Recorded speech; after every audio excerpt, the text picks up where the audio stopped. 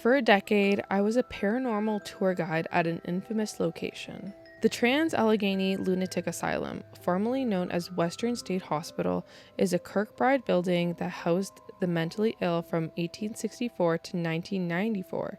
In 2007, it was privately purchased and has become a museum/historical location and ghost hunting spot. It has a most unpleasant and dark history that I've regaled to thousands of people, and it pains me to be an expert on the subject. In 2021, I retired from my position as a guide and ghost hunt event manager under severe burnout. After all that I experienced there, it solidified in my mind that paranormal things that defy rational explanation do indeed happen, and certain phenomena are absolutely real, electronic voice phenomenon especially. It's almost October and I'm feeling a little spooky, so here are a couple of strange things I've experienced in my time there.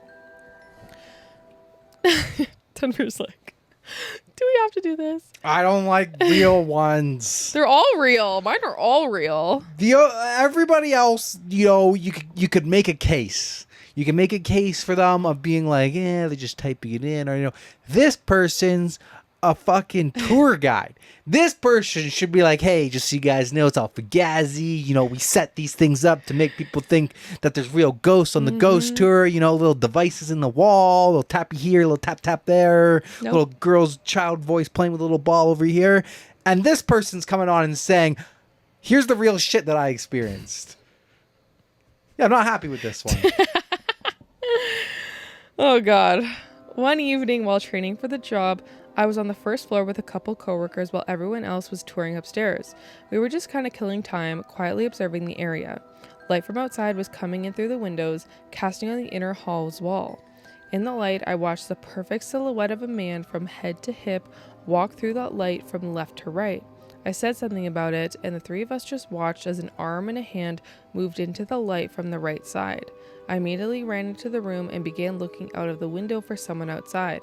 There was no one there. At that time, the realization that from the ground to the bottom of the window is like 7 feet didn't even occur to me. I will never forget the crisp, clear silhouette shape for as long as I live. We would run experiments with a spirit box. It rapidly scans radio frequencies and are believed to be communication devices. One person would use one with noise-canceling earbuds. All they're able to hear is the radio static and blips of a few random stations. When they hear a word or phrase, they are to say it out loud. I always liked this role in the experiment. One evening, my coworker and I ran one of these experiments in a notorious room where a murder in 1987 took place. For 10 minutes, I sat and listened to nothing but radio static through the spirit box. No blips of radio, nothing except of the static. I was starting to get bored when I heard a woman's voice say, "Evil." So I spoke up and repeated the word, "Evil." Next thing I know, my coworker is shining her light in my face to get my attention. I pull out the earbud, and she is practically frantic, saying, "It's time to go, it's time to go." So we haul ass out of the room, down the hall, down the next hall to the center section before she even would tell me what happened. While I was hearing nothing but static, she said she kept hearing what sounded like someone shuffling their feet and walking around just outside of the door. She said she spoke up and asked, "Whoever is out in the hallway, are they nice?" That was when I spoke out and said, "Evil." Holy fuck! Bumps, man. In the wee hours of the night, we figured it would be cool to see what would happen if we shut all the doors of the ward. One of the doors, as I was closing it, the knob twisted in my hand. I was not twisting the knob, and was forcibly pulled closed. I stood there for several moments, opening and closing the door, trying to replicate what happened, trying to explain it. Finally, the person with me was like, "What the hell are you doing?" It was so weird. I've never felt an invisible force like that before. Had 3 people spend the night one night, and they had thermal imaging video. They set it up pointing down the hall where we could all watch on a tablet. We thought it would be interesting to leave a device at the far end of the hall that would alarm in the field around if it was disturbed. As one of the dudes walked down the hall to put it there, we could see his form on thermal imaging, clearly human-shaped in colors representing heat and warmth. When he walked by one of the doorways about 1/4 down the ward, the shape of a head, neck, shoulders, and upper body of a person in colors indicating cooler temperatures peeked out as he walked by. Like someone popped out of the room for a sec as he walked by to check him out. I've never seen anything like it and I won't forget it, and would give my left testicle, if I had one, for a copy of the footage. That happened a lot. A guest capturing something far out and not sending us a copy. I'll end this long-winded Reddit post with something that absolutely changed me and that I still don't understand. I remember the exact night and time of these occurrences. That's how profound and somewhat unsettling they were. June 3rd and June 4th of 2017, 3:40 a.m. The witching hour! Fucking hate 3 o'clock. I hate waking up at 3 o'clock and looking at the time. Oh my god. June 3rd. After an hour or so of hearing a female's voice, one instance even sounded like she said my name, as well as banging around, footsteps, literally running sounds on the hardwood floor towards us, I sat quietly on the floor with a group.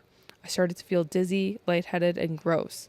I told myself it was my imagination and that I'd be fine. A few minutes later, I started to feel this intense burning sensation in my lower back, just to the right of my spine. Again, I told myself it was just my imagination. The burning sensation kept amping up, getting worse and worse. I told myself that I didn't want to be that guy and say anything in front of these people, you know? Finally, I got to the point where I had to say something. I asked my coworker with us if there was anything there. She was like, OMG. There, on my lower back, just to the right of my spine, was a mark that looked like a burn or an abrasion about 3 to 4 inches long and about 1 inch wide. Now, I'd seen other such claims made by visitors of scratch marks and the like, often writing them off, and the marks were always gone within an hour at most. I had visible markings on my back for almost a week. My nerves there, to this day, often feel weird, sometimes chilled, sometimes like a skin soreness, especially when I think on the experience. June 4th, same part of the building, same time of the night, because I just can't get enough, right? I noticed that my voice recorder ran out of memory, so I'm holding it in my right hand, using my flashlight in my left so I can see what I'm doing. Suddenly, I feel a burning sensation on my underside of my right forearm. Did a what the fuck and shifted my flashlight to it. The person behind me and I watched as 3 welts began to appear down my arm. Needless to say, that shit blew my mind. It is one thing to see marks like that. It is a whole ass other to watch it as it happens on your own skin. Like the majority of instances I've heard about, those marks were gone within 10 to 15 minutes. No lasting effects. Scared would be the wrong word, but I have none to describe my mind frame around those events. I took a week off from work after to try and process it all and was nervous being in that hallway for the rest of that summer. Like I said, I still don't know what to think or believe. I've got enough stories of experiences to probably fill a book, but I'll leave you with those for now. I will add a final note about how constantly poking around in the dark and talking about past true horrors of human experiences day in and day out truly takes its toll, spiritually and emotionally. Since my resignation, my mental health and overall level of happiness has greatly improved. I used to tell people for a while afterwards that I felt like I'd gotten out of a toxic relationship with that place. Jeez. So there's a picture that he posted. Oh my god, of the welt on his back. Yep. Fuck that. I'm out. No, this was the burn on his back. Yeah, the burn on the back. I'm running as fast and as far as I can. Oh, I am running away. I would be running away. Oh my gosh. So that's terrifying. Yeah. Yeah. So that's scary. Very. So a comment said, I went on a day tour there about 5 years ago with my girlfriend, last tour of the day. I remember 2 things very clearly I encountered. 1, we entered a room that was some kind of misbehaving room, where 2 others murdered the roommate through hanging with the sheets or something. The second I walked through the doorway, it was like walking through a sheet of frozen air in the middle of a hot summer day. And I knew something bad happened in that room before the guide told us about it.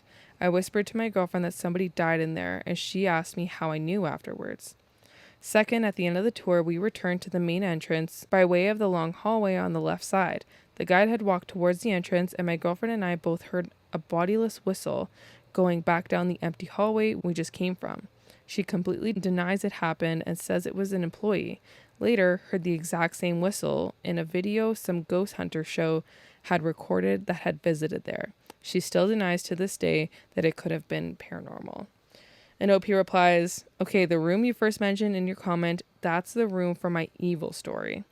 Phantom whistling was definitely a thing there, all throughout the building. One of my old coworkers there would swear on anything sacred that he whistled out shave and a haircut and got 2 whistles back in reply when no one was around.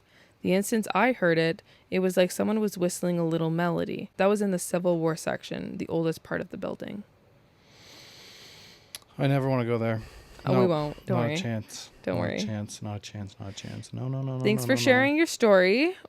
You have deterred us Yes. from ever coming. Yes. All right. All right, back to you.